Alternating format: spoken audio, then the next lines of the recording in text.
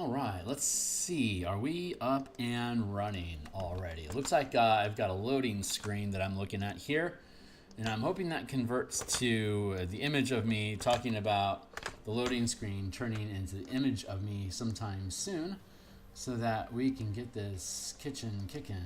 So, is that our kitchen? Hey, yeah, that's our cutest skidoo. All right, guys. So let's see. Hey, yeah, that's our save button. I better turn that volume down since it's obvious I'm audible. There we go. Hey, my name is Theurgy. I create role-playing games. I illustrate them and I publish them online. And I've been a D&D enthusiast for the past 26 years. I've been DMing for 25.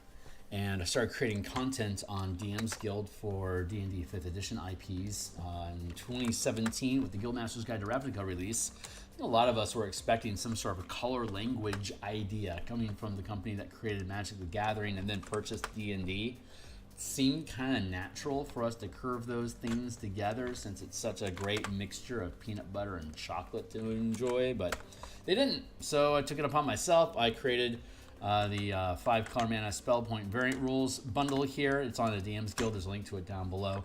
It basically converts spell casting and spell slots into a color mana system. Let's see, where am I at?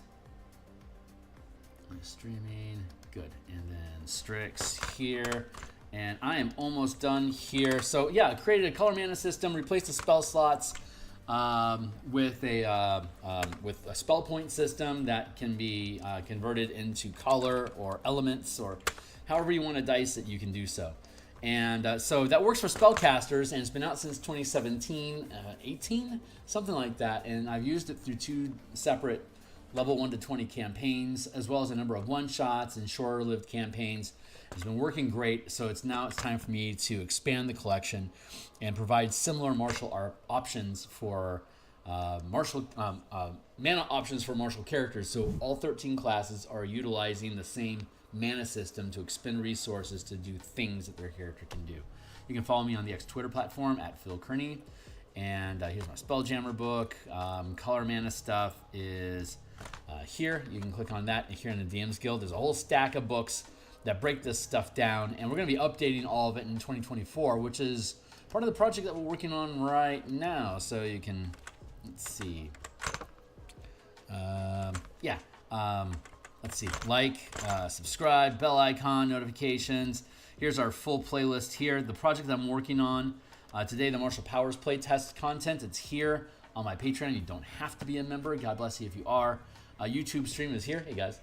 And otherwise, you press the Martial Powers button, and it takes you to a read-only document. This is going to, once we get an editor to chew on it for a while, it's going to end up going on DMsGuild and get bundled with all the other books. So again, you'll have all 13 classes can use the same color mana system or the same elemental magic system. It creates magical paradigms and then encodes spell point progression. It's a 1-to-1 cost ratio. First level spell or first rank power costs 1 mana. 5th level 5 mana. 9th level 9 mana. There's a few caveats that limit the power that you can use in spell points so that it curves the same power spiking as you would expect in D&D with a cost. So right now what we're doing is we are encoding the new tech that impacts us for 2024 with the Rogue and the Warlock. That's what we're going to focus on today. We've gone through this process in the past week or so with not only all the powers. There's currently we have 170 powers. Like 120 of them use mana, and like 50 some odd don't require mana, more like cantrip sort of effects. Exploits modify die rolls and movement. Sometimes it will it modifies things without requiring its own action economy. Like it's folded in as a kicker to things that you're already doing. Like overrun here. You can channel an exploit as part of your movement. It deals damage to anyone whose space you move through. There you go. Swift tools. If you're using a tool that you could hold in one hand that would normally require an action or a bonus action, or if you're consuming a potion, you can do so as an object interaction instead. But that costs you a point of mana to do that. I know that the new Thief has an option for using magic items as bonus actions, but if you wanted to spend mana in the process, you could drop that down to a object interaction, for instance. That's exploit. Well, hey, Needle. Hanging out, my guy. We're talking about color mana and martial characters. Maneuvers are like point and click effects that you can use as an action, bonus action, or you could use them on the same turn twice.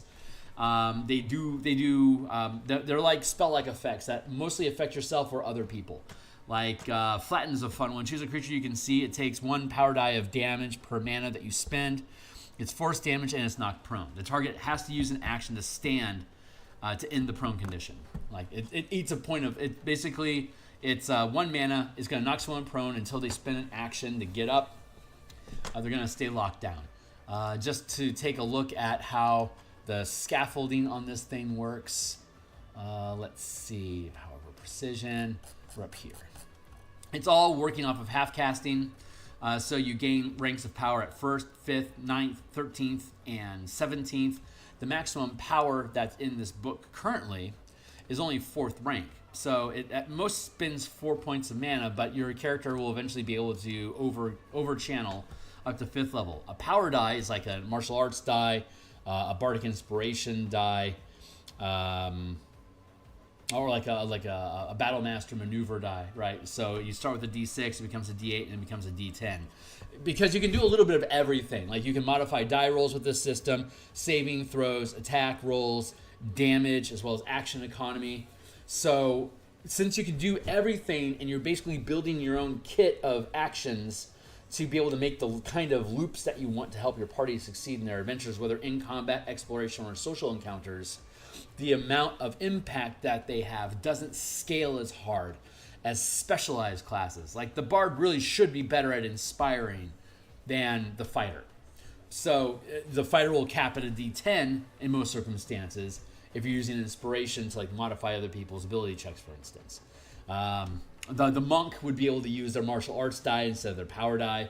And the battle master that we mentioned actually uses a larger, one of the features of the battle masters, like they use a D8, D10, D12. Like that's their big perk. Like the big perk. So there's all sorts of neat little caveats. And again, the entire book is read only for y'all right now, but you can find it here in the Martial Powers playlist that we're playing with right now. So we're going to explore Rogue today, but we're going through, I already did updates for the Rogue, and we're going to touch on the Warlock since they just dealt with that today. But we have 19 different reaction powers, again, scaling from rank 1 to 4. 1 to 4 mana is spent when you do so. Like Anticipate, for example, is it costs 1 mana. As a reaction to when a creature within reach of your melee attack that you can see makes an attack, before they roll to hit, you make an opportunity attack. Roll a number of power dice equal to the amount of mana channeled this way, adding the highest result to the attack roll. This power is considered, again, an opportunity. You can make an opportunity. That's a redundant phrase. But like using the mark system from the Dungeon Master's Guide, whenever you hit somebody in combat, you can mark them, and then you can attack them with an opportunity attack. Well, with this system, we have a number of reactions and then opportunity attacks as specific types of, like deflection, for instance. As a reaction, this is a Battle Master's maneuver. So we basically took a shitload of features and then gave them point values. So instead of having like, I can do this X amount of times per day, or whatever. We converted everything into a mana cost. So as your mana pool grows, you can just do more shit. So Battle Master Maneuver, deflection, as a reaction to when you or an ally within reach of your melee attack are hit by an attack roll from a source you can see, the attack is re-rolled, taking the new result. This result cannot score a critical hit, and it's considered an opportunity attack. So if I hit you and I mark you using the DMG rules on page 135, the marking rules, I hit you, you're now marked until the beginning of my next turn. If you do something that provokes an opportunity attack, I can take that opportunity attack. Normally, it would be like just moving, for instance. But if I've learned a number of opportunity attack reactions, if I've learned deflection, if I mark a target and then it makes an attack roll, then I would be able to burn that mark to make my opportunity attack. I'd have to spend a point of mana because it's a 1 mana cost, but as a result of it, I make it re-roll, and then it can't crit on me, which is a great crit killer. It's good to pick up just for that. Higher rank stuff as reactions, just to give you an example. Anchor as a reaction to a creature that you can see moving, teleporting, or shifting planes, whether voluntarily or forced. Before doing so, it takes 1 power die of damage per mana burned and must succeed a charisma saving throw against your channeling DC. If it fails, it can't move, teleport, or shift planes until the beginning of their next turn. A falling creature targeted by this power remains fixed in space until the duration ends. If you target an ally, you can forego dealing damage and reduce the mana cost by 1. So instead of costing 3 to target an enemy from escaping, you could target an ally, deal no damage, spend only 2 points, and prevent them, for instance, from being banished. Or prevent them from being punted by the hill giant off of a cliff. Or if they're already falling off of a cliff, you can target them and then they get anchored in spot, like with an immovable rod. So it's a great way to be able to shut down your team getting juggled by like, say, a Hydra, that each of its heads has its own opportunity attack, and Sentinel, for instance, that it can trigger whenever you move. Downtrodding is a great example of a reaction that we have, which I absolutely love. It costs 1 mana. As a reaction to an enemy you can see within range of your weapon attack becomes prone. You can make an attack rolling 1 power die per mana burned, adding the highest result to the attack roll. So you're not stacking dice for a ridiculous attack roll. You're just rolling multiple dice to get a better die within the curve of your inspiration die or your power die. So after about 2 dice, it gets really iffy whether you want to spend more mana to try to bump up your attack roll or not. 2 is pretty optimal because between the 2, you're probably going to roll above average. But if you really got to nail that hit, you could throw at 17th level 5 mana and take the best result. But you're going to burn the rest. It's all going to burn as 5 mana. So downtrodding, you hit something, you roll a slew of dice, you keep the best result, you add it to your attack roll, and then you can make an opportunity attack. You can hit that target and deal damage to them. And it's considered an opportunity attack. So if I were, for instance, next to a crowd that gets thunder waved, and I've marked all of them, then I'd be able to hit each and every one of them as they hit the ground, because if I'm willing to spend... no, wait, you can only do 1 per reaction. So if Thunderwave hit all of them, it would knock them all prone at the same turn. So I'd only be able to target 1 of them, but I could do so. So I can create my own action loop. Like I can trip somebody and then use a reaction to hit them when they hit the ground on my own. So there's a ton of reactions like that. There's strikes, which are like paladin smite spells or divine smite. But it's anything that anyone can do. If you check out the previous episode, we talked about converting the paladin. These are all on hit effects. I hit you, I spend the mana to do the thing. Hey, what's up? Hey, what's up, Cathartic? Typing 2. Right on, my guy. Glad to have you here. Flaming Strike, Goading Strike, Caustic Strike. What's a fun one? Shocking Strike. Your weapon can deal lightning damage and adds 1 power die per mana channeled. The creature cannot take opportunity attacks until the end of its next turn. Since opportunities are such a potential significant factor in this game, if you want to lean into opportunity attacks, then you can shut them down that way. Thundering Strike, you hit somebody, you deal a power die per mana burn, and you push that target 10 feet away from you for every point of mana. So if I spend 3 mana, it's 3 extra power dice. I wouldn't be able to put 3 mana into it until I'm 9th level and have access to 3rd rank powers. 3 mana, it'd be a 3d8. So I'd punch somebody 30 feet and deal my normal damage plus an extra 3d8. Oh yeah, and we also have movement rules inside here. Let's take a look at those real quick. We exploit forced movement in this system. It's an optional mechanic that you can integrate into this if you wish, but it helps create neat juggle effects. Forced movement, various powers such as Shunt and Thundering Strike, such as the Push, Combat Mastery, and Thundering Strike forces you to move, forces creatures to move as part of the effect. Forced movement triggers opportunity attacks for characters that have the channeling class feature. When a creature that is forced to move collides with an object or a creature of a size larger than itself during the forced movement, any remaining movement ends, and the target takes d6 falling damage per 10 feet moved before collision and is knocked prone at its location. If at the end of the forced movement the target isn't on a surface or liquid that can support it, and the creature can't fly, the creature falls, potentially taking additional falling damage and is knocked prone. If the target collides with an object or a creature equal to or smaller in size, it must make a saving throw or dex save. If it fails, it is not prone. The collided creature must save or be prone as well. And then a creature can avoid being collided with by using a reaction to make a dexterity saving throw DC 15. Success results in the forced movement continuing uninterrupted. If during forced movement a creature is targeted by an effect that would also cause forced movement, the new forced movement can replace the current forced movement. So you can punt, like in the example of a of a Hydra with 8 heads.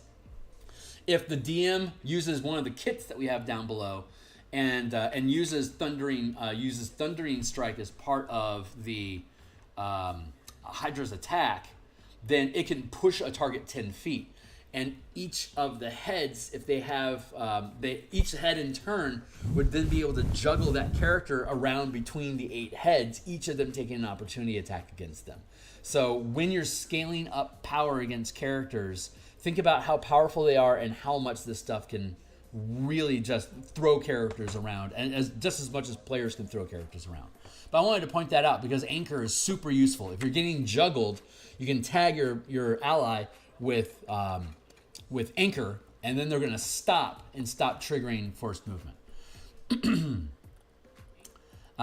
So that was Thundering Strike, for instance. And then we have Sustained Powers, which are like concentration effects or self-buff concentration effects that don't require concentration.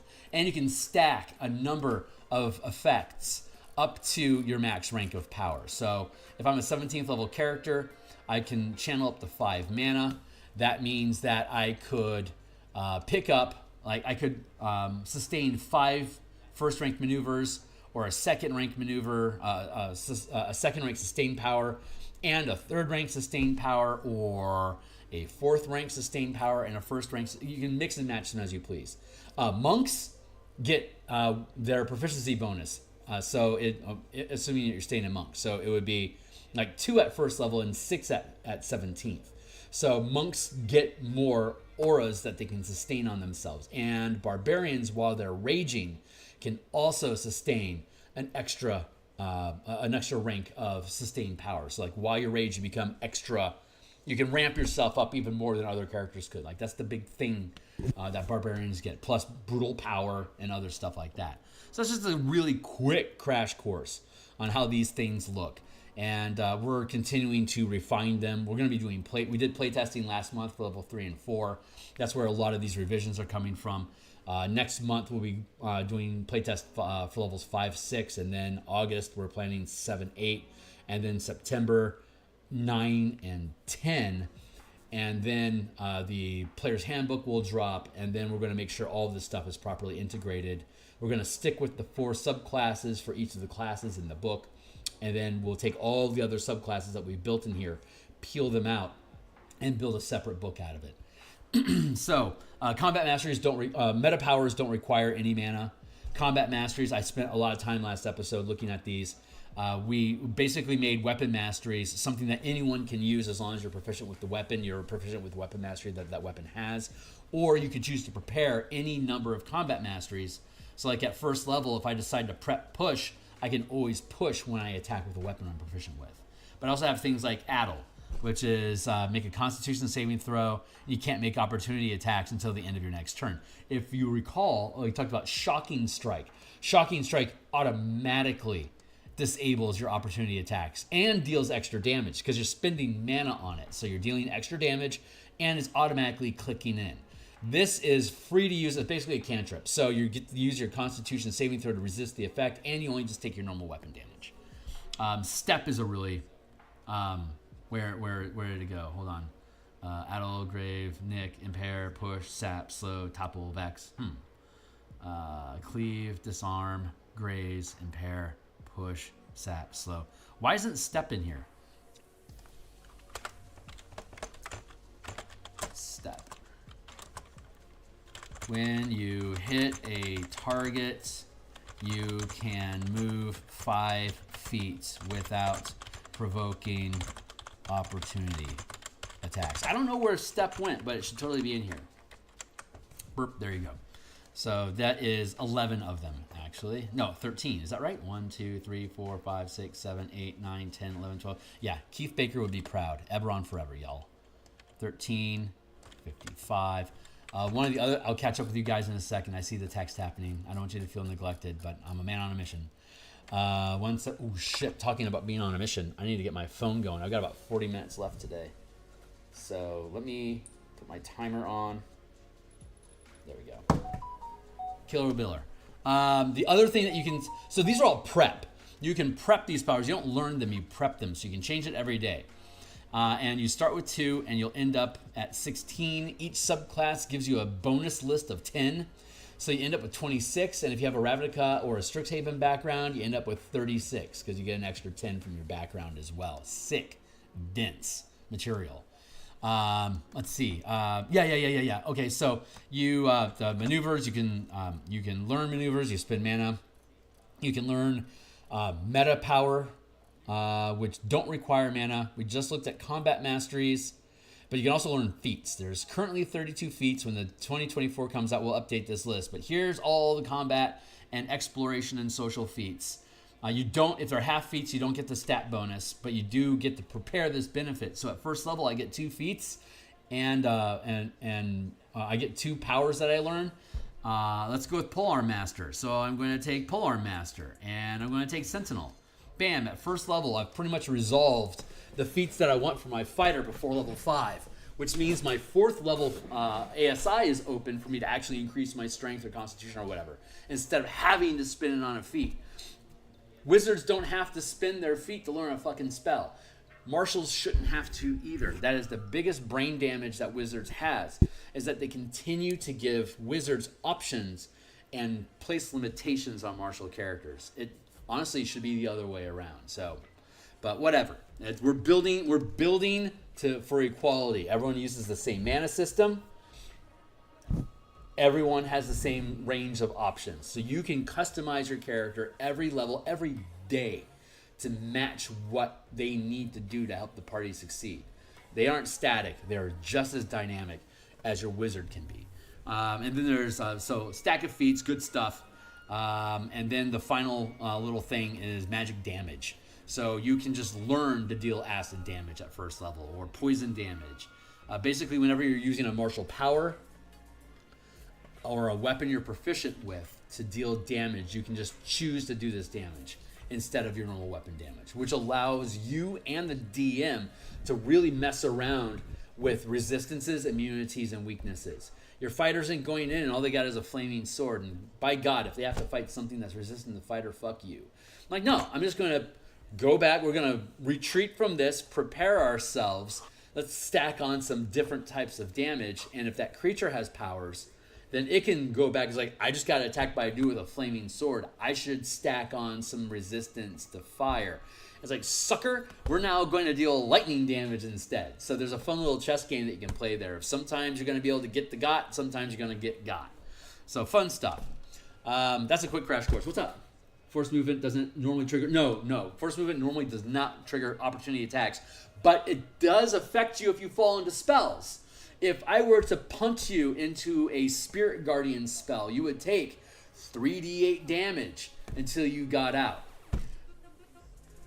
That's that. Oh wait. The way that it works is the way that it actually works is if you walk into a Spirit Guardian spell, you'll take damage.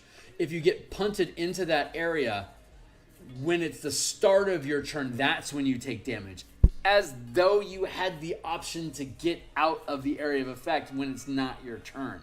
So spellcasters do benefit from forced movement. Some spells, like Spike Growth, does damage you if you're forced moved through it. Some spells just wait that if you stop in the area of effect, then you take damage. Characters don't have that option. When you're seeing somebody get forced through their area, when they leave your area of effect, that's going to trigger an opportunity attack. If you have the moving target feature, if all they're doing is moving within range of your weapon, then you can attack them. So normally you can't target something with an opportunity attack if they get knocked prone. We allow you to do that.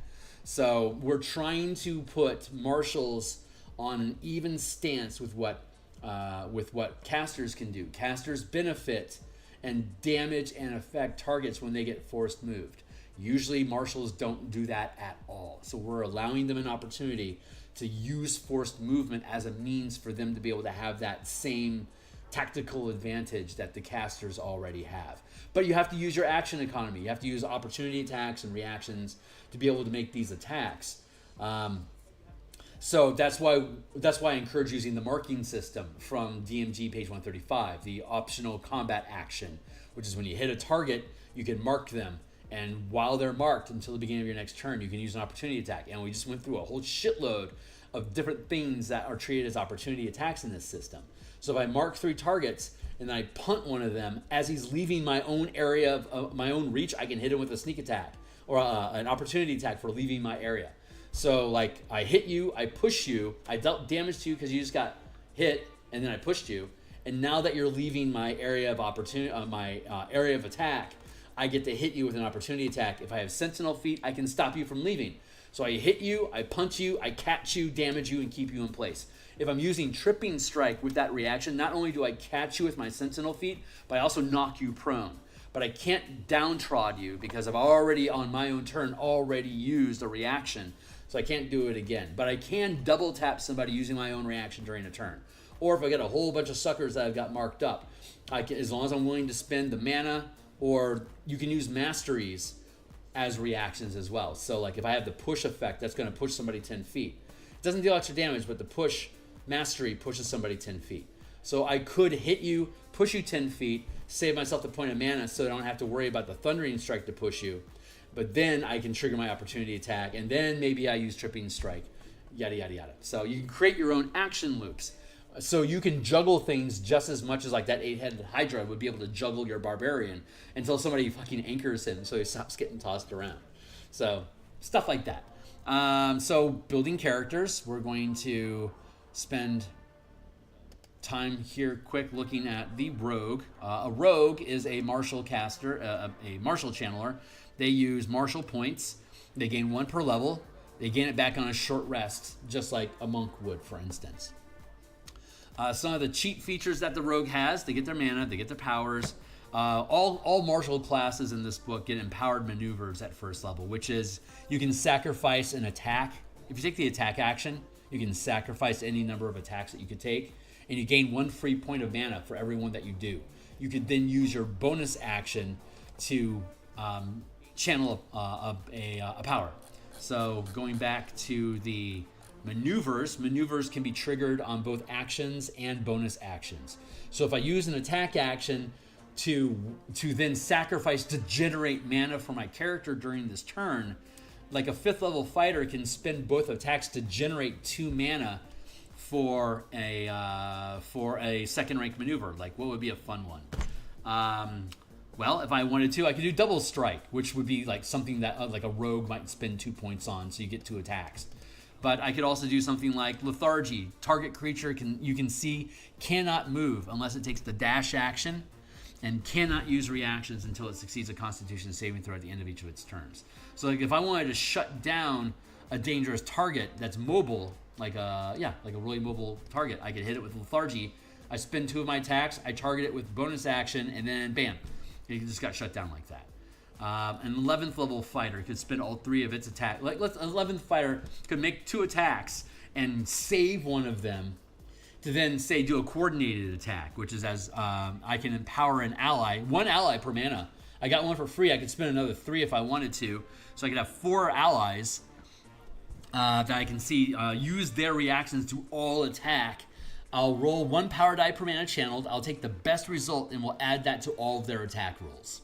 So I could spend 4 mana and have a gain of 4 allies just completely gain up on somebody.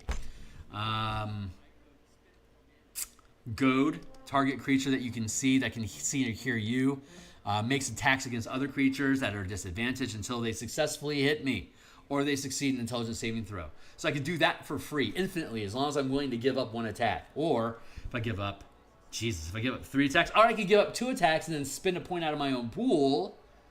I could say Beguiling Trance. You can target a creature that you can see to make a wisdom saving throw. If it fails, it's charmed and cannot take actions until you no longer see it. I move beyond the range of the power, which are always 30 feet unless said otherwise, and it takes damage, or if it takes damage. It could also attempt a wisdom saving throw at the end of each of its turns, And another creature that you can see it can also take an action to shake it loose out of that. So stuff like that. So that's one of the exploits that the rogue, that all, like the rogue, the fighter, the barbarian, the paladin, the ranger, they all get to use this exploit of empowered maneuvers. So you can effectively get low level maneuvers for free infinitely. Kind of like how people think, a lot of people think that battle masters should just be able to do maneuvers whenever they want. And I don't disagree with that. So we created this system to be able to swap your action economy for mana to be able to empower yourself to do things that you want. Hey, what's up? Yeah, right on, man. I really wish D&D had more reasons to use the stuff, dash, dodge, this. Yeah. It's the economy. It's being able to build your own action loops with the economy that you need to use. I was playtesting this on a Dungeoneers pack. He and I were he was playing his he has a new I forgot the name of it, damn it, but it's a like a dreadnought. It's like a terror based paladin type character, and Drunken Yoda Daryl Rodriguez, he was running a 5th level playtest, so I played a battle master using the system, and most of the time, like, there was 5 of us, and my character wasn't always on the front line. The battle shifts around. So when it wasn't practical for my character to get in there, I would just give up my action economy so I could just dump maneuvers on different characters that had advantage or were in a good position or flanking or whatever. I could just dump my action economy onto other characters. So it's like, you get to, here's some extra temporary hit points to keep you safe, or here, I'm going to knock that guy flat so now you can make attacks against him, or I'm going to use your reaction. I'm going to give you an extra attack right now and add 5 to the attack roll. And we just kept dealing stuff. So I was eating up my action economy, but I was being a massive martial support character just based on how I built my character to build that action loop. Stuff like that. So, yeah. So a 13th level rogue's frenzied attack is a sustained power that gives me an extra attack. And it always allows me to attack of opportunity when I do. So like I would then be able to make 2 attacks so I could cash both of them to get 2 points of temporary mana. There you go. First level also, a rogue gets power over precision. So starting at first level, I can reduce the amount of dice I roll when I deal sneak attack to gain temporary additional mana. For every sneak attack die I sacrifice, I can gain an extra point of mana. That mana stays until I take a short rest. When I take a short rest, any spare mana that I gain from this feature is lost, and I get all my hit die, I get all my sneak attack dice back. But once I give up the precision for power, I keep that mana until I spend it. If I want my dice back, I just spend the mana to buy my dice back. So like if I get rid at 5th level, if I get rid of my sneak attack because I expect social encounters, I'll pick up 3 extra mana for me to be able to do ability check boosts. But if I find myself in a fight suddenly and I've got 3 mana laying around, I can just burn the mana to get my sneak attack dice so I can get in the fight. Fight's over, burn the dice, get the mana back. So you can just do this as an act. You can, I think it's a free action. Yeah, it's a free action. And then at 3rd level, we get empowered exploits, which is beginning at 3rd level. During combat, you can forgo 1 bonus action to gain 1 temporary point of mana that can be used. So I give up my bonus action to get a point of temporary mana that I can use to channel an exploit until the beginning of my next turn. So as a rogue, I can run around and do exploit stuff. And just to remind us what kind of exploit stuff I could do, how's my mana looking? At 3rd level, I get 1. At 11th level, I get 2. And at 19th level, I get 3. I run campaigns from level 1 to 20 in the Eberron setting in about 250 hours. I playtested this from level 16 to 20 with my home table. Then I outsourced playtesting to a team for 3rd and 4th level, and I'm going to recruit some more people for 5th and 6th level next month. So if you're interested, stick around. Let's see. Let's just look at some exploits real quick to see what a rogue would be able to do to abuse this. Bait and switch. When you're within 5 feet of a creature, during your turn, you can spend 1 mana to switch places with that creature, provided you spend at least 5 feet of movement. The creature is willing and isn't incapacitated. The movement doesn't provoke opportunity attacks. In addition, roll 1 power die per mana spent this way until the start of my next turn. Me or the target character gains a bonus to armor class. This is bait and switch from the Battle Master, but we treat it as an exploit, so the rogue can just do that at will. fucking slippery little guy. You can just dance around the battlefield. There's no limit to how often I can do this, as long as I can still spend 5 feet of movement. So I could spend my entire mana pool in one round just by moving 5 feet increments, switching places and dice and dancing between different characters, giving everyone involved armor class bonuses that round. I don't know why I do that, but I could. Breath of Life is another 1 mana thing. Whenever you make an ability check to stabilize a dying creature, you automatically succeed, and I restore a number of hit points equal to the result of 1 power die roll. It's just excellent utility. And that's an exploit. So I'd make my ability check. I gave up my bonus action for a free point of mana. So now I'm a very fast medic. I'm a really good combat medic. Let's see, evasive footwork. When you channel this power, you can move and gain the benefit of disengage and dodge action until the beginning of your next turn. Like these are all things that a rogue can actually do. We specifically sculpted exploits. So they're all things that a rogue would potentially want to do. Subtle channeling.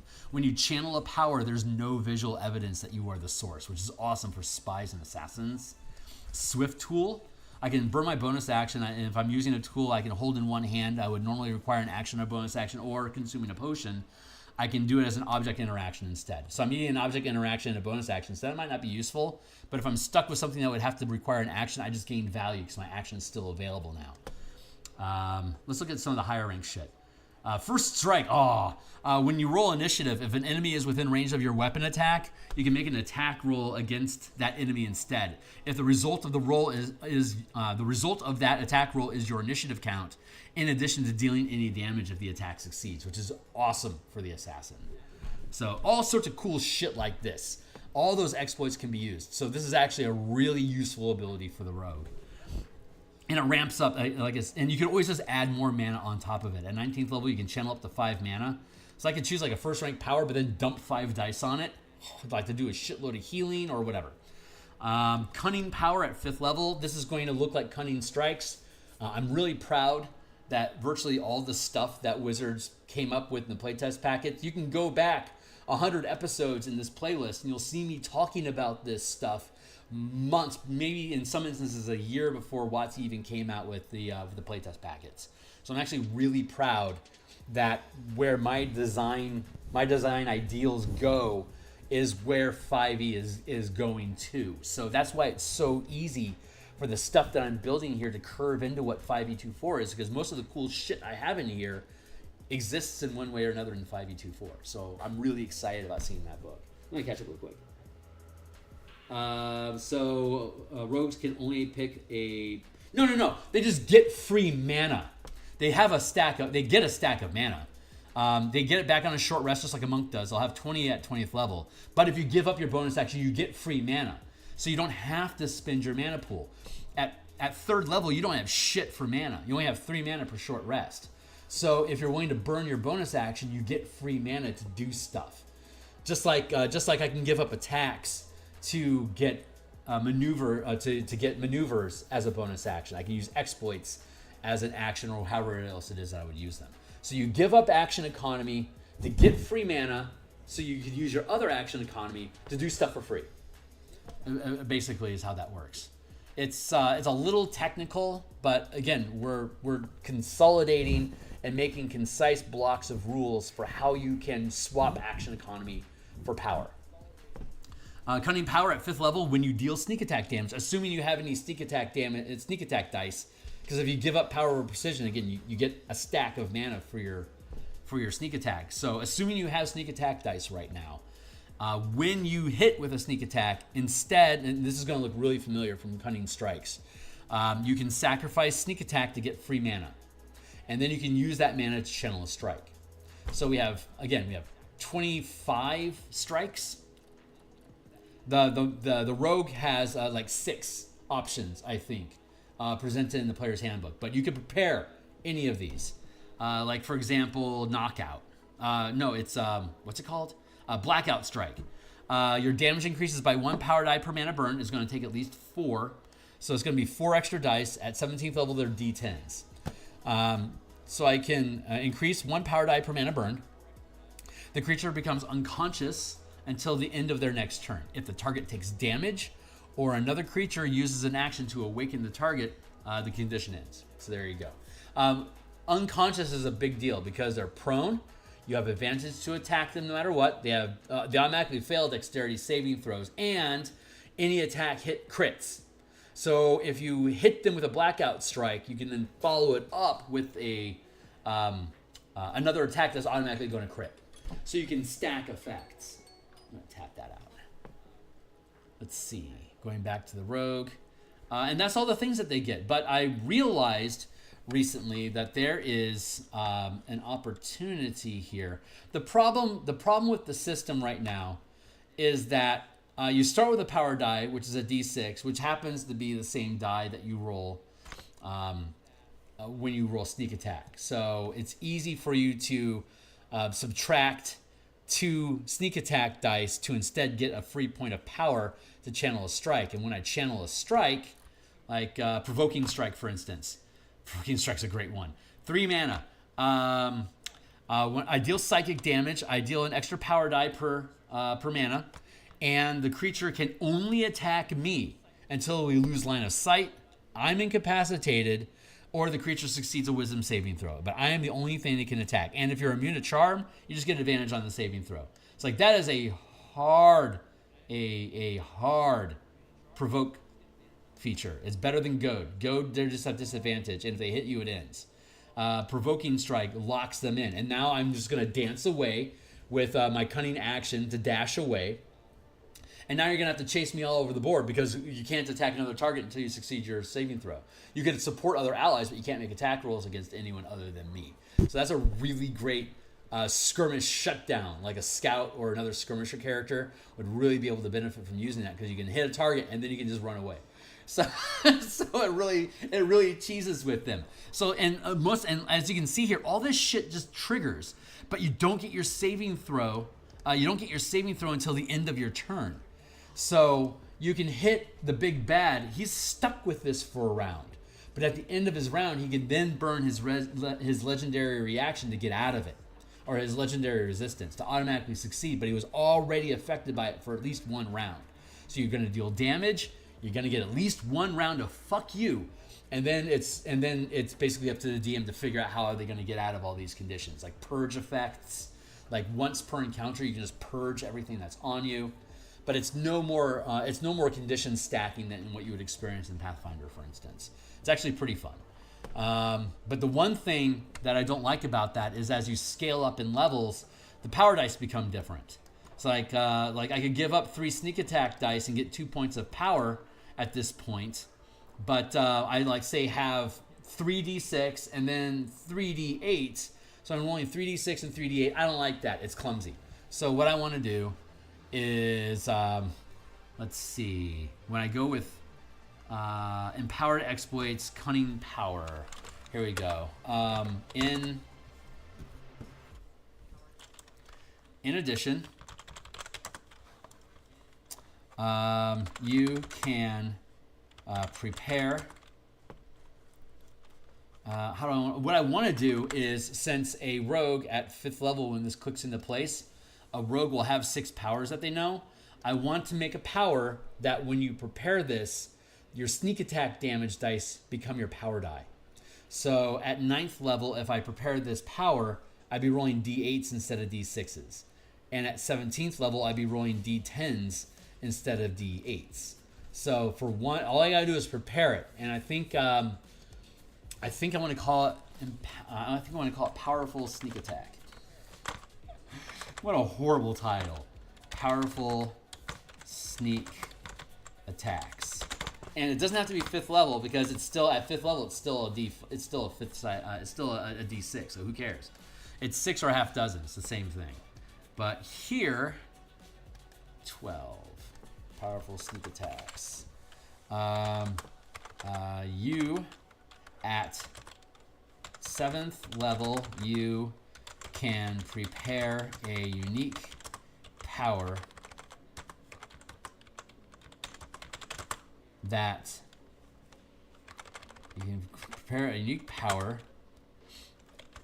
Your sneak attack dice are equal in size to your power dice. This should actually be at ninth level, because you have a D6 until 9th level. So at 9th level, it would upgrade to a D8. And it's just, oh God, that'd be a 10. So you have 10 powers plus all the bonus ones that you get. So at 9th level, you could spend a prepared power to ramp up your sneak attack. It's effectively just like a feat tax to be able to do that. But I don't think it should be for free. So, but this helps smooth out cunning power. At 9th level, you can prepare a unique power to increase the damage of your sneak attacks.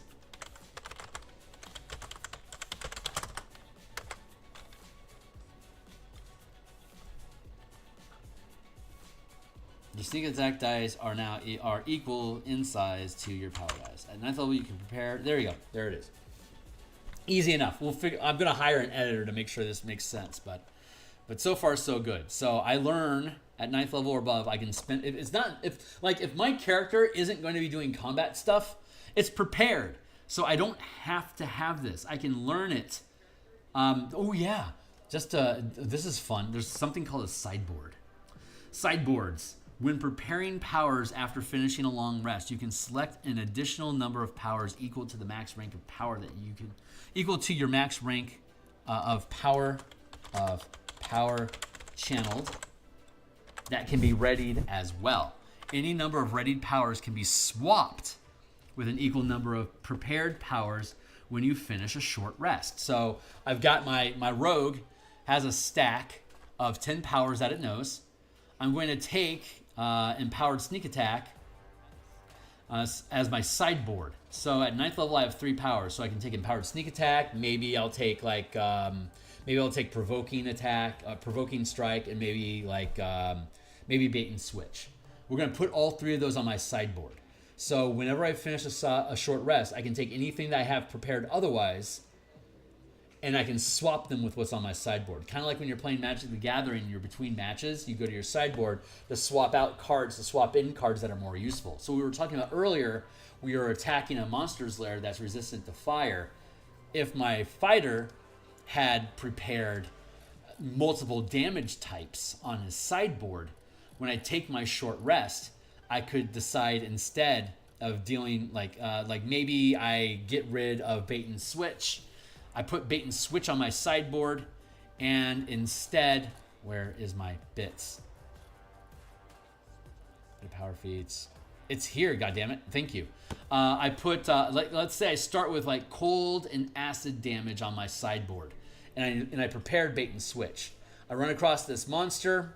We've got our shit under control. Let's back out, take a short rest. When we go back in, I'm going to put bait and switch on the sideboard, and I'm going to add cold damage instead, because we didn't see it being resistant to cold damage. And that creature, if it has the ability to swap its resistances, it has to pick between 10. Or a DM could just randomly roll. Like, you know he's going to take resistance to fire because that's what you came in with. But then maybe it has, depending on its tier, it could swap out a number of resistances. Or it could double tap. Like, it could pick fire twice to become immune to fire. So, stuff like that. It's fun. It's fun. So those are the things that a rogue can do. And then we have all the archetypes of power. And I don't think when the 2024 comes out, we'll see what the actual language is for their features to be able to pick them up. Here's the list of bonus powers that you get. The Poisoner, go figure, an assassin gets the Poisoner feat and can deal poison damage as a damage type. That's their first rank. That like at 3rd level, when they become an assassin, they can just do that. It just makes sense, right? Ranged assault allows them to create ammunition by magic to attack. Sharpshooter is a feat. You know what that is. And we'll see what the changes are in 2024.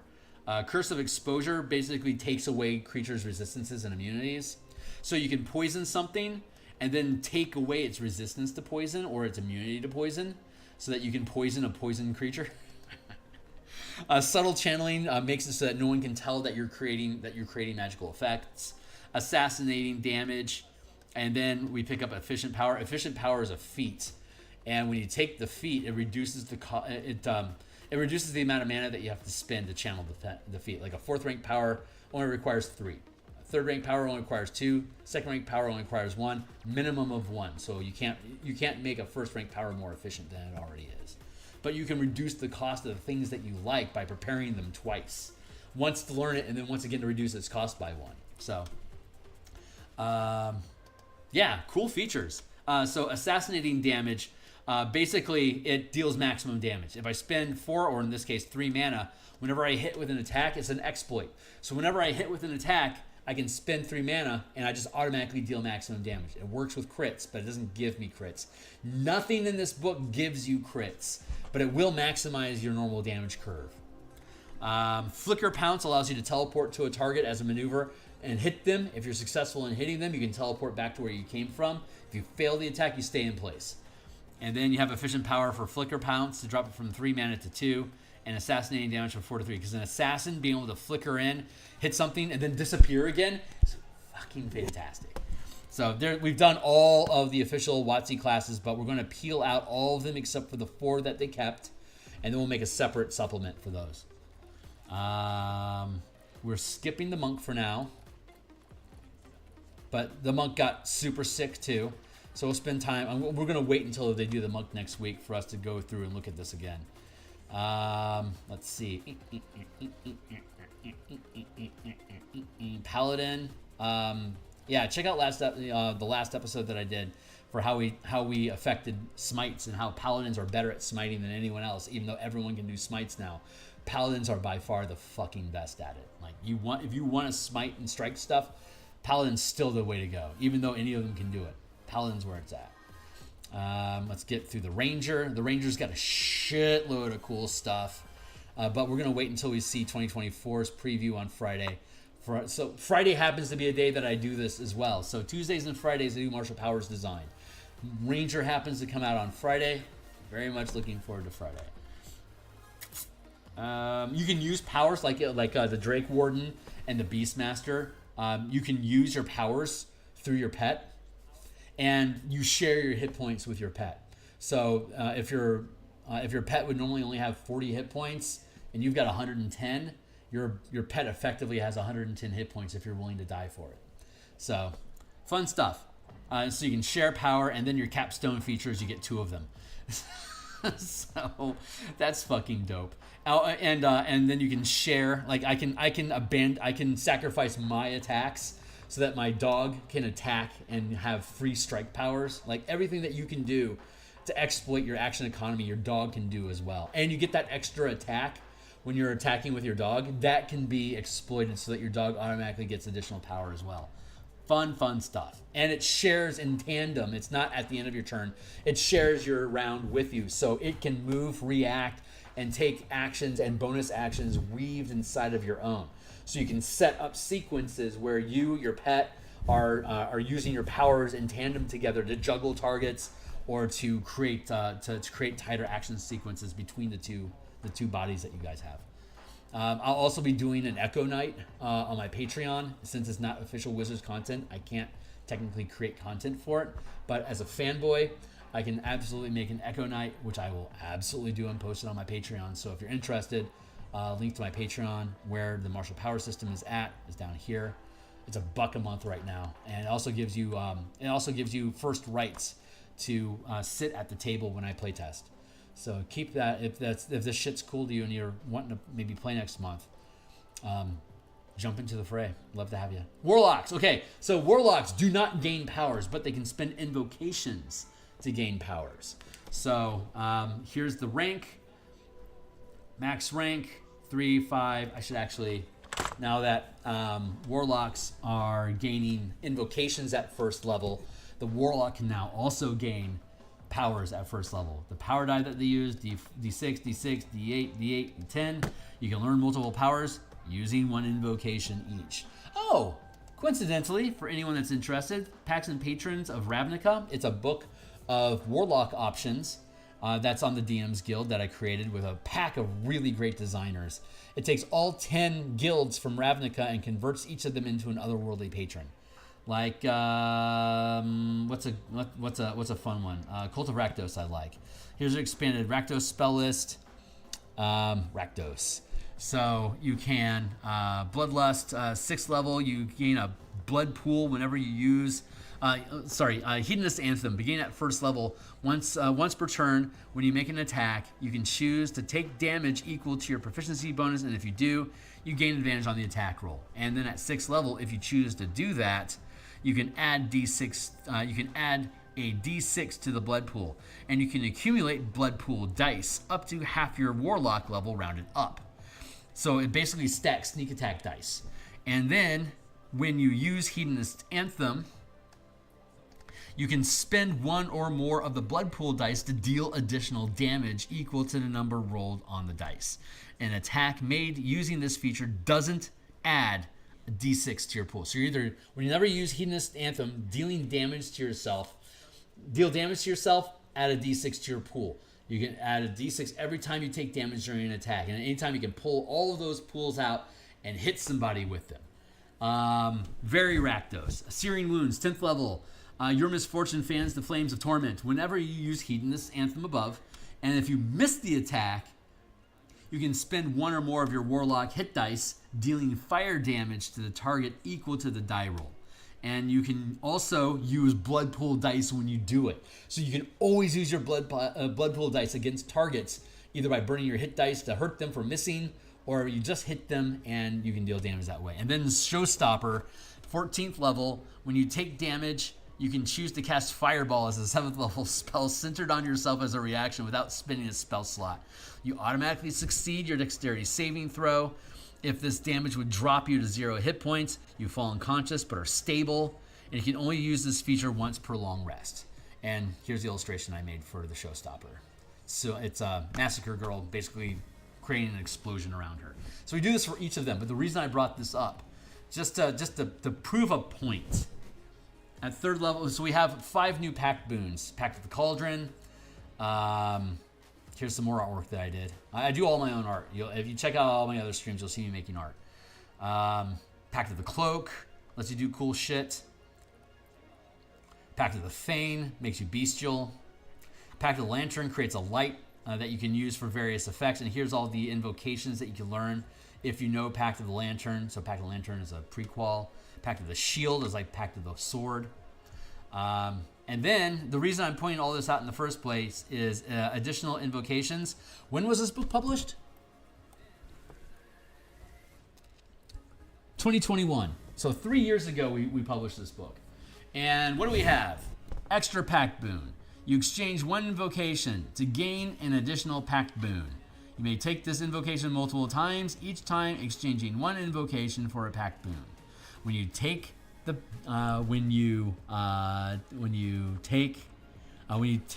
again, you can also exchange a Pact boon for an invocation, so long as you still have at least one Pact boon.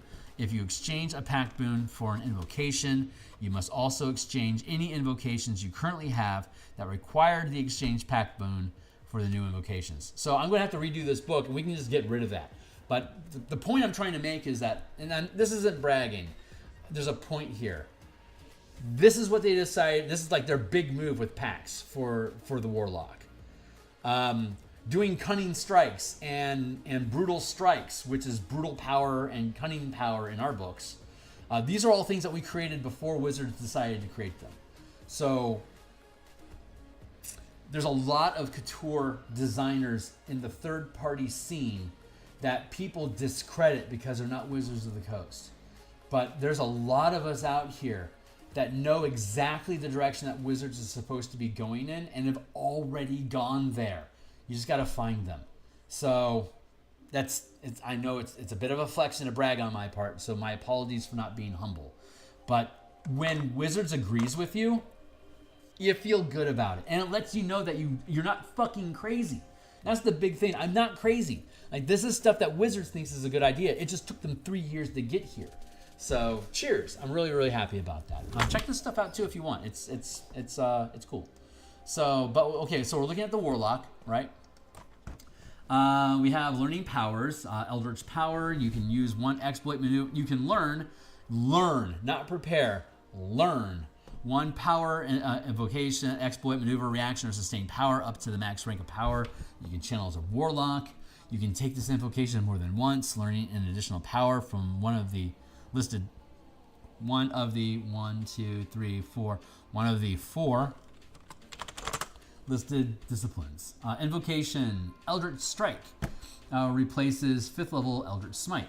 Prerequisite 3rd level. These prerequisites will change once we actually see what the Warlock can do. You can learn strike powers as invocations. So this is like the Hexblade answer, right? But you're going to be using D6s at first level instead of 2D8. So you're staying in balance with the rest of the characters, but like this one strike is all I get this level. However many invocations I'm willing to blow on it, I can do it. So the Warlock can do Gish stuff, just not as good as an actual martial character can. And if you don't know, the Warlock uses it's listed up here. The Warlock uses the martial power, martial points too. You gain 1 per level, max of 20. 5th level spell slot, by the way, requires 5 mana. A 20th level Warlock can cast 4 5th level spells, pack magic. So that means that you get 20 mana. It's the same system. This has been up in Atom for quite some time. Check this out. Go down here. It's my bundle. Look at that, Spell Point Warlocks. Bam! We published this back in 2020. And it's Electrum right now, but it's pay what you want. If people spend at least $1 on it, it's about 10 sales away from being a gold medal. It'll be. I'm proud of that. People are still buying it. It's awesome. So here's what this looks like. We have a spell point system that works with the spell points that are in the Dungeon Master's Guide, which are absolutely stupid, but we provide it. Instead, we have the universal spell points in the high magic system or the color magic system, right? So you gain 1 point per level, and it's on a short rest. And then for your Arcanum points, for your Mystic Incarnum, you gain your 6th, 7th, 8th, 9th, and then we also have a 10th level spell slot in the system. Spend 10 mana, you can upcast the 10th level, and Wish happens to be the only 10th level spell in the game, which you can't access until 19th level. And you can only duplicate spells or use the approved list of things that Wish can do for 10 mana. There's Epic Wish that you can gain at level 20. It's a campaign stopper. Basically, what the Epic Wish is, you go into a negotiation with your DM and says, this is how I want to impact the world. How much mana do I have to permanently lose to make that happen? So if anyone has seen Brotherhood, Full Metal Alchemist, if you haven't seen Full Metal Alchemist, I won't spoil it for you. But if you've seen it, the very last episode, the sacrifice that Elric makes, he spent his entire mana pool to be able to make that happen. If you know, you know. And that is like the ultimate expression of this fantasy. So Epic Wish, if you want to burn out your entire mana pool, make a deal with your DM. This is how I want to end the campaign for my character at 20th level, which is a cool thing to do. Or it's like, I just want to permanently lose 5 points and like, I don't know, permanently have haste on. It's like, okay, great, wish granted, roll your percentile.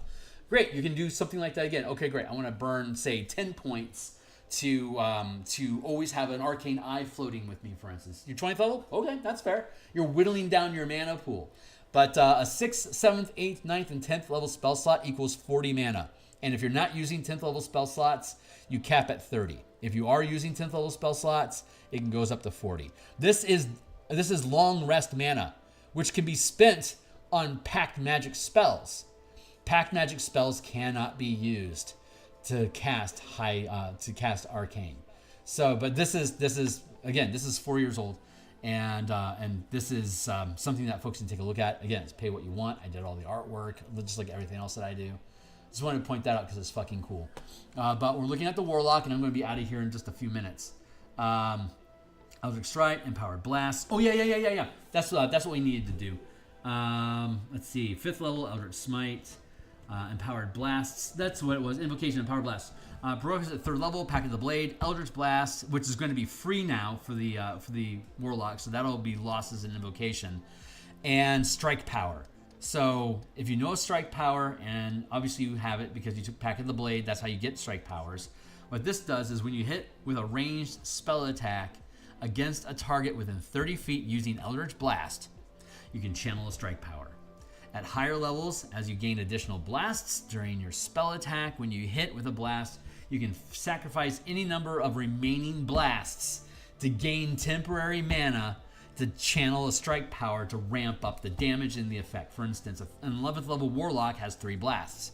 If I hit with the first Eldritch Blast, I can sacrifice the 2 remaining blasts to gain 2 temporary points of mana that I can channel as a strike power.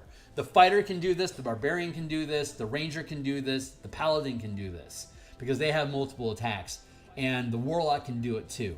But you have to have access to all of this shit first to be able to do it. Then you can pretend you're a Gish too. But the fighter, the barbarian, the paladin, the ranger, they can do that for free. Just to demonstrate that for you, let's go to the barbarian real quick. What is it called? Empowered attacks. There you go. And again, you can look at all this stuff in the full play test right here. Empowered attacks. Beginning at 5th level, when you take the attack action and hit with your first attack, you can forego your second attack to gain a temporary point of mana to channel a strike.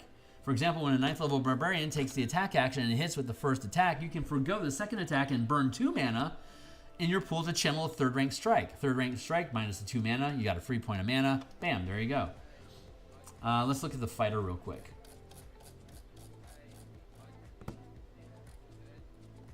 Again, this is rough language because it's not edited yet, but that's why I spend money on editors. This is why you always spend money on editors. Empowered attacks. For example, like at 11th level, you can forgo up to 2 attacks when you hit with an attack during the attack action, gaining 2 temporary points of mana. At 20th level, you have 4 attacks. If I hit with the first attack, I can forgo 3 attacks to get 3 points of mana to channel a 3rd rank strike for free. If I wanted to up channel to 5th level, to 5th rank, I would just spend 2 points out of my own pool. So super fun stuff there. And what was the other thing? Invocation, extra pack boon. That's from Guildmaster's Guide to Ravnica. We don't need to have this, so we can delete this one, but I'm going to leave it here until the book comes out and we'll update it. The thing that's missing here is 2nd level. So first off, invocation. This invocation is a higher level than these invocations, so I need to shuffle that. This will be the last thing I do today, and then I'll be back tomorrow to build Spelljammer subclasses, and then Thursday night I'll be back building Spelljammer floor plans, and then on I don't need 3rd level anymore for sure. These are invocations, which is not where we're supposed to be at right now. Let's go. Warlock class features, learning powers. What do we want to call it? Oh, we're going to call it Eldritch Recovery. I know it's called, I think it's called Cunning Recovery, I think. Recovery, but I want to change the title so you don't confuse them. I'm going to upgrade that to a 12.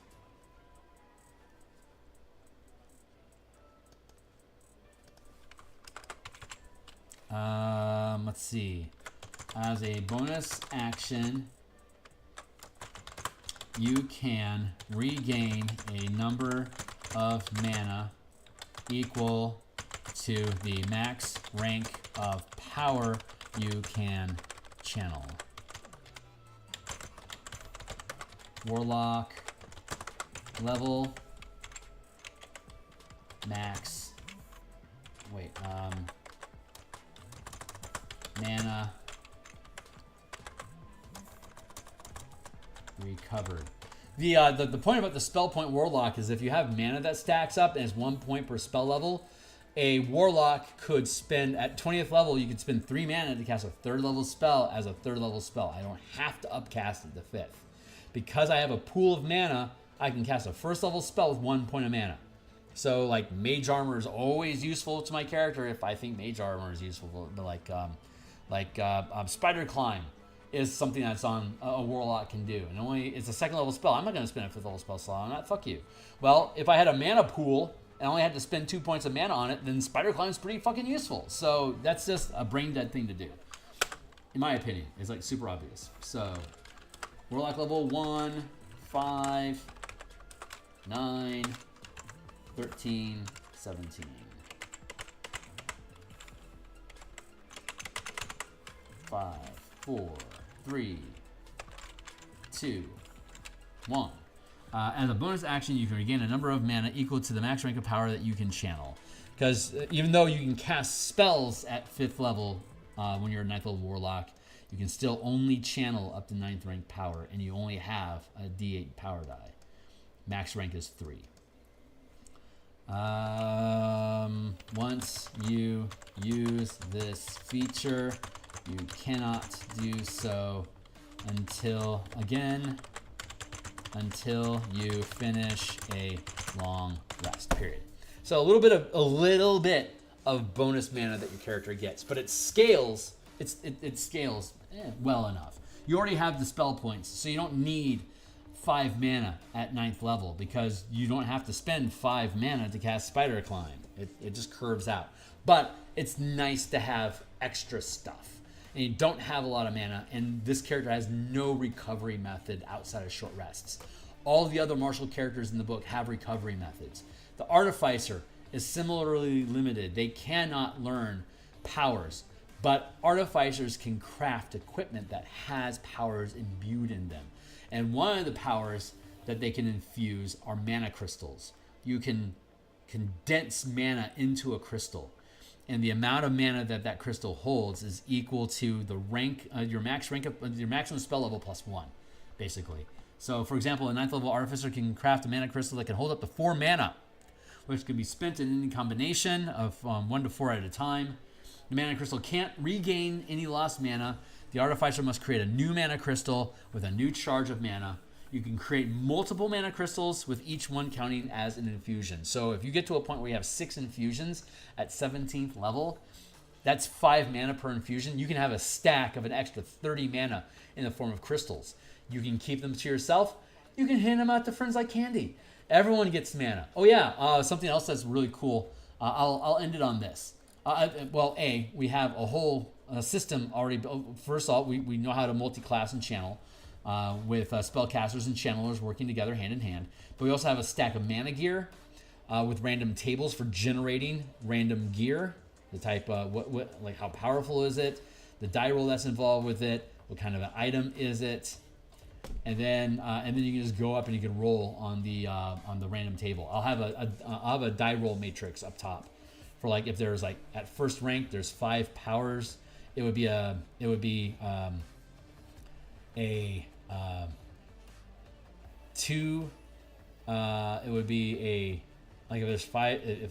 if there's 5 strike powers at a certain level, and I wanted to have a random die, it would be like D10 divided by 2, for instance.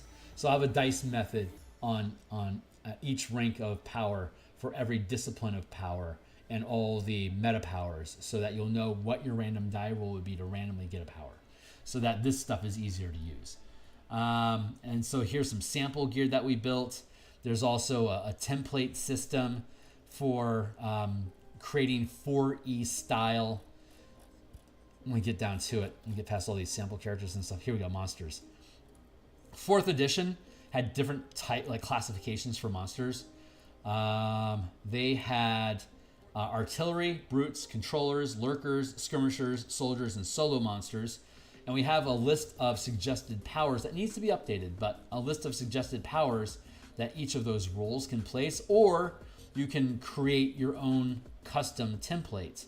Like if I wanted to create a boss fight for an ogre, right? He's CR2, he's 2nd rank, which means I can have 2nd rank powers. I'll be rolling a d6, and I can know up to 3 powers of any type that I want from the book. And I can basically build a martial power ogre that now becomes the boss fight that your 3rd level, 2nd level characters have to fight. But he's brimming with power, so like he can punt you, downtrod you, flatten you, teleport. You can do all the shit your character can do of the same effective levels. Tyrannosaurus can target moving targets. It gets a grappling strike with its bite. It has a restraining hold. It can just hold you down with one of its feet. Its tail can do a tripping strike. These are ways for it to fuck around with you. And like a beholder can wield power too. If it closes it, like for instance, telekinetic bubble is a maneuver. It basically creates an Odalix resilient sphere, and it can create it around itself or around you, as long as it keeps its eye closed. Like it can sustain. It can create this Odalix sphere around itself to make itself immune to damage, and it keeps its central eye closed so the magic works. When it opens its eye, the bubble disappears, and then it can attack you. and then it closes its eye again, and the bubble pops back up, and you can't target it anymore because it's behind an invisible barrier. So it could also close its eye, target you, and hit you with a bubble. So now you're stuck inside of a magic hamster ball until you can save your way out of it. And it can keep dinging party members, keeping them locked in all these little telekinetic bubbles while it's just flying around in its own indestructible sphere. Like, that is a really fucking dangerous beholder. Defensive barrier. As a reaction to a source that you can see targeting you with an attack, you create a momentary translucent barrier, granting you full cover against the attack, causing the attack to automatically miss. It just basically creates a wall in front of you, and then it just disappears after the attack. Curse of Exposure, you're now going to make saving throws at disadvantage against all of its bullshit. And Resilient, when you make a saving throw, I can add a power die to increase the results of the saving throw. Like, this is like Xanathar. Like, this is a really bad motherfucking version of Xanathar. There you go. Oh yeah, and Regeneration. While sustaining this power, you have less than half your hit points. You automatically start regaining hit points. There you go. So, tanky beholder. Boss fight for Red Dragon. I could theoretically go through the entire monster manual, create like 50 different types of goblins, like 10 for each one of the types. Like, there's no limit. If you love flea mortals, God bless you. You can add this stuff on top of it. If you love Kobold Presses monsters, fantastic. You can add this on top of it. If the monster manual is boring you, instead of spending $50 for a book, just grab this shit and dump power on top of your character so you can customize it on the fly depending on what the team has gotten that day to adapt with. Fun stuff. So, let's see. Did I have a closing thought? I think that was my closing thought. On Friday, we're going to be back. We're going to be working on hopefully we'll get some intel about the Ranger and verify if the tech we have in the Ranger is good to go. We'll be playtesting next month, probably in about 2 weeks from now. Once the monk gets resolved next week, we should have all this stuff kitted out. We'll do an update to the campaign. I'll throw together a team. We'll be 5th level characters. We're going to stomp around in a hex crawl and beat the fuck out of stuff and let you guys build your characters, take long rests, re-prep, keep adapting your characters, messing around with different ideas. If I kill you, just give you a pre-made character. You can just keep going and just roll up something different in the future if you want. So that's it. That's it for now. So I'm going to go ahead and pull the plug on the mic today. I'll be back tomorrow morning to continue doing more Eberron token and cartography work for the adventure that we're publishing for 7th and 8th level characters. Tomorrow at lunchtime, we'll be working with... tomorrow at lunch, we're going to be doing Spelljammer subclasses. I think we're going to be we're on the Ranger. We just did the Oath of Salvage last week, so we're going to do the Ranger. I think it's a Conclave of the Void. I don't recall exactly what we're calling it, but we're building all 13. We already have Artificer, Bard, Barbarian, Fighter, Rogue, and Paladin, and now we got the other 7 to do. So we're going through each one each week. I'm in no hurry to get that thing done. It's just fun shit to do. So, and we'll bundle it with the Spelljammer book that we built, so you can get discounts and stuff. Anyway, if you think this shit's cool, like, subscribe. Let me catch up here real quick in the comments. Anti-Paladin Blackguard, yeah, sure, why not? Some maneuvers are actions, some replace an action, some maneuvers. Maneuvers are always actions or bonus actions. You can use either one. You can use the same maneuver twice in the same round as an action and as a bonus action. It's just maneuvers cost points. You can give up action economy to get free points, and you will only be able to do it once. But action or bonus action, sustained powers can be channeled as actions or bonus actions. So you could create 2 aura effects in the same round. You can do 2 maneuvers in the same round. Reactions, or however many reactions you have, we have means of you getting more than 1 reaction per turn, per round. And then so Rogue only pick bonus action maneuvers. They're all maneuvers are bonus action maneuvers and standard actions. But you could decide to limit what powers a character has access to. It's assumed they have access to all of it. But if you wanted to, we have guidelines for limiting power. Limiting access to power. Pick your class. Here's what they can do. So like Barbarian has access to maneuvers, strikes, and sustained effects. So secondary disciplines require you learning it twice. So if I wanted to pick up an exploit, I have to learn the exploit twice to have access to it. I could have reactions. Well, I could learn reaction twice. A rogue has exploits, reactions, and strikes. And then they can do maneuvers and sustained effects as secondary. So they have to learn it twice. But exploits, reactions, and strikes they can learn once. And meta power feats are always one. Rangers, Rangers and paladins are spellcasters, which is why they only have 2 primary disciplines and then 3 secondary. But this is just, hey, if you want to nerf this shit, here's ways you can nerf this shit, and we provide you guidelines on doing that. Just to make it DM friendly, is a toolkit, so that you can learn how to limit those things yourself. But by default, you'd have access to all of them,